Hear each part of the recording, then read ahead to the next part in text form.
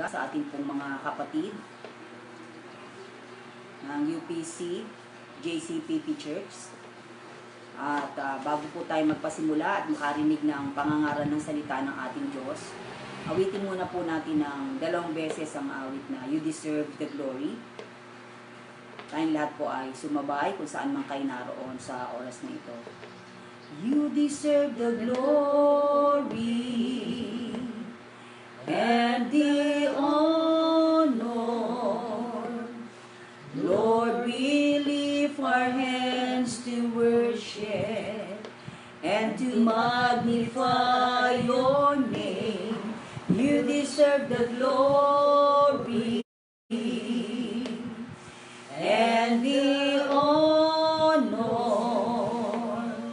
Lord, we lift our hands to worship and to magnify your name. For you are great, you do miracles so great. There is no one else like you. There is no one else like you. For you are great, you do miracles so great. There is no one else like you. There is no one else like you. You deserve the glory. You deserve the glory and the honor. And the honor. Lord, we lift our hands to worship and to magnify your name. You deserve the glory and the honor. And the honor. Lord, we lift our hands to worship and to magnify your name. For you are great, you do miracles so great. There is no one else like you. There is no one else like you. For you are great, you do miracles so great. There is no one else like you. There is no one else like you. For you are great, you do miracles so great. There is no one else like you. There is no one else like you. There is no one else like you. There is no one else like you. There is no one else like you. There is no one else like you. Tayong lahat ay manalangin, Panginoon na makapangyarihan sa lahat. Labis po kami nagpapasalamat sa kabutihan mo sa buhay namin lahat. Bagamat hindi po kami nagkaroon ng pagsasama-sama sa aming bahay-sambahan, ngunit sa oras na ito, kaming lahat ay nagkakaisa sa kanya-kanyang tahanan upang ang pandemic na ito na nagaganap sa buong mundo ay lubusang mawala sa dakilang pangalan. Dinudulog ko rin sa iyo, Panginoon, ang lahat ng mga kapatiran, hindi lamang sa UPC JCPP Bagong Silang Church Phase 9, maging sa ibang bahay-sambahan, na patuloy mo kaming pagkaisahin, bagamat kami nasa kanya-kanyang tahanan, pero naniniwala kami na ito yung panahon na kami magkaisa at magkabuklod upang ang iyong dakilang pangalan ay patuloy po naming maitaas sa aming mga buhay. Kaya, O Diyos na makapangyarihan sa lahat, ikaw ang sumaamin, habang kami ngayon ay nasa oras ng live streaming, nawa ang banal na Espiritu mo ang siyang dumaloy sa buong sangkalupaan. At ang lahat ng ito, O Diyos, ay aming samudalangin sa pangalan ni Jesus. Amen. Palakpakan natin ang Panginoon. Amen. God be the glory. So ngayon po ay mapapakinggan po natin si Pastora Senior sa kanya pong pangaral. Binibigay ko na po ang buong pagkakataon sa kanya.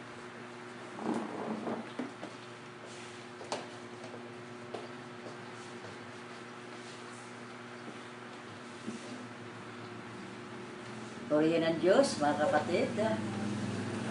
Namimiss namin kayo at alam ko namimiss din po ninyo kami. Subalit, kailangan pong sumunod tayo sa mandato ng ating presidente upang itong sakit na COVID-19 ay hindi kumalat. At nagpapasalamat din ako sa Panginoon na ang ating presidente mismo ay nag-declare na ang buong Pilipinas ay manalangin sa araw na ito. Alam ko ang Diyos ang nagbigay sa kanya ng wisdom upang kanya itong imandato sa buong Pilipino.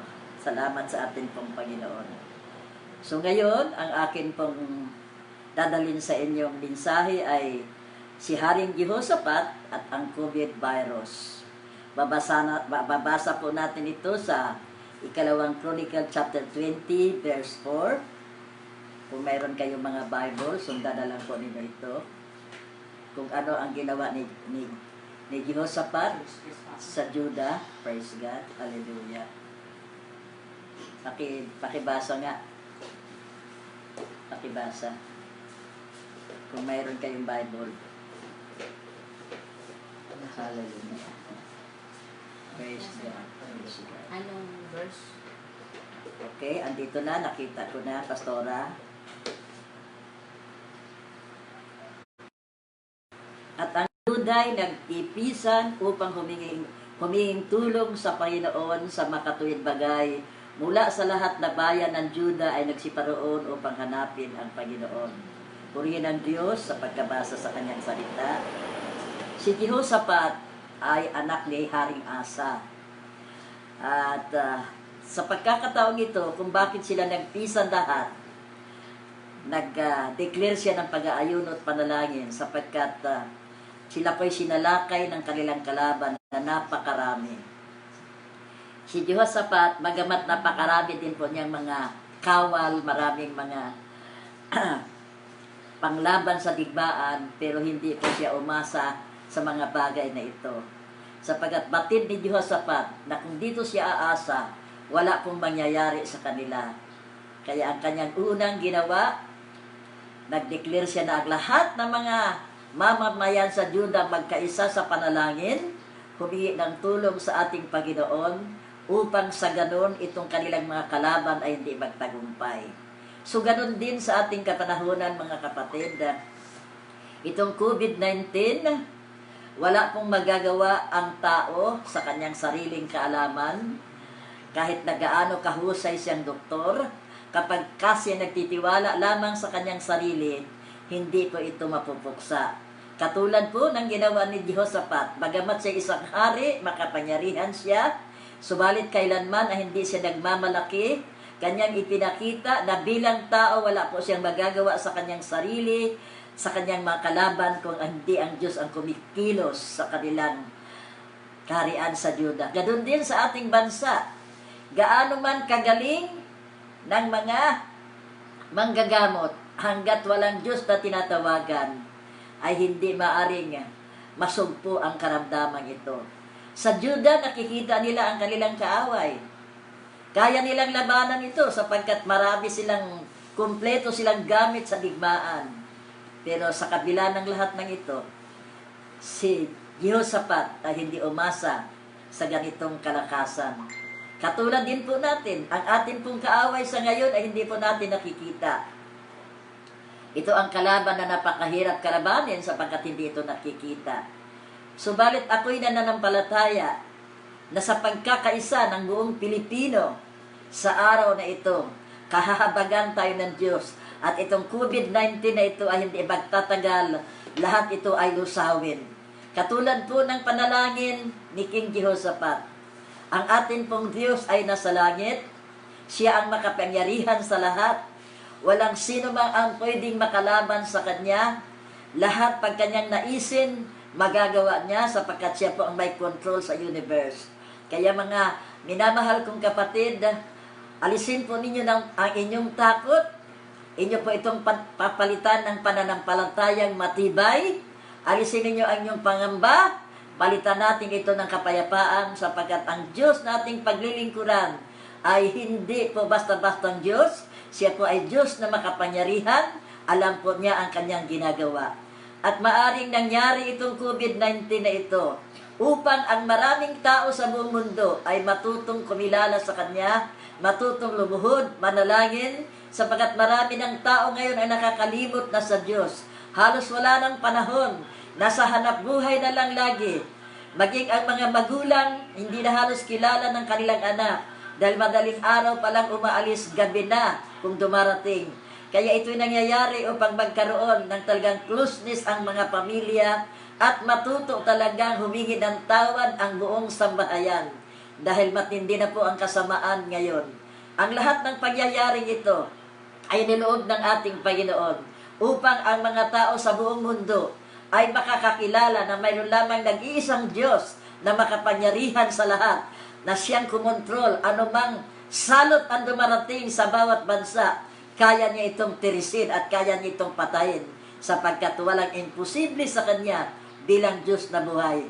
Kaya mga kapatid, kung nanghihina man ang inyong pananampalataya, gumaya tayo kay King Jehoshaphat na ang kanyang pananampalataya ay talagang matibay at wala siyang pinapanaligan kundi ang Diyos na buhay. Ang sabi niya, Panginoon, sa iyo walang kaharian ang kayang humarap sapagkat ikaw ay makapangyarihan. Ganon din mga kapatid, itong COVID-19, wala itong kapangyarihan na ang ating bansa ay kanyang wasakin dahil lang dito sa sakit na ito. Ang mga Pilipino ay tinatawag the only Christian nation in the Far East. Kaya alam ko na maraming mga iniligtas ang ating Panginoon na nananalangin, maging ang hindi pa nakakakilala sa Diyos. Dahil sa COVID-19 na ito ay natututo silang magpakumbaba at lumuhod. Kaya mga kapatid, nasa bahay man ninyo ito, kayo ngayon, manatili kayo, sundin po natin ang mandato ng ating Presidente upang huwag kumalat ang COVID-19. Kasi ang pagsunod, according to Samuel, obedience is better than sacrifice. Kaya kailangan, pag sinabi ng ating Presidente, sa bahay lang kayo, wala po talagang lalabas. Lalo na po mga katulad naming senior. Ang pwede lang lumabas ay from 18 years up to 60. Pag lumagpas na ay hindi na pwede. Kaya napakaganda ang hangarin ng ating Presidente. Taya ako nananalig, nagtitiwala sa Diyos na madali na matapos ang COVID-19 na ito. At maaring hindi matapos ang April 14, tapos na rin ang COVID-19 na ito.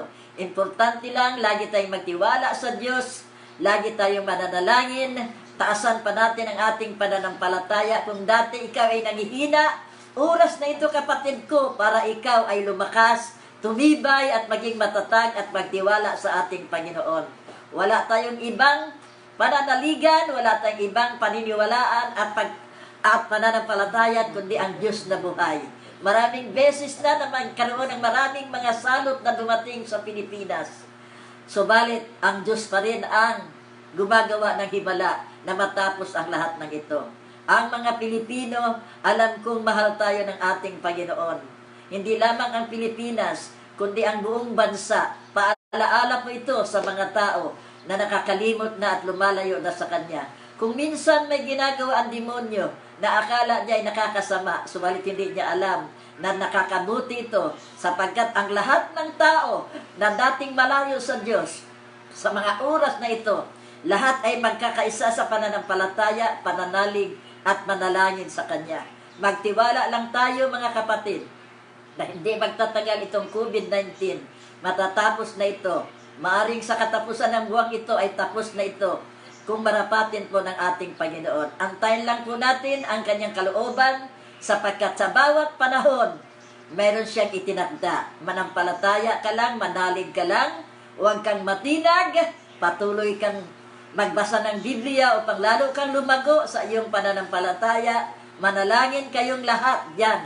Turuan ninyo ang inyong mga anak na maliliit pa na manalangin at basahan niyo sila ng Biblia para ang mga anak natin ay magkaroon din ng matibay na pananampalataya na ating itinatanim sa kanilang mga puso.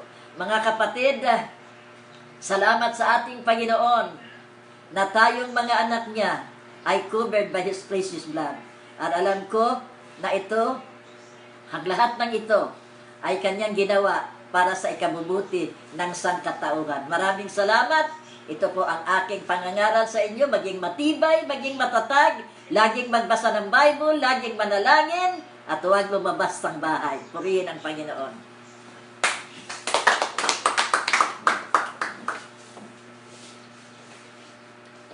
Po ang ating family devotion. Then sa next Sunday,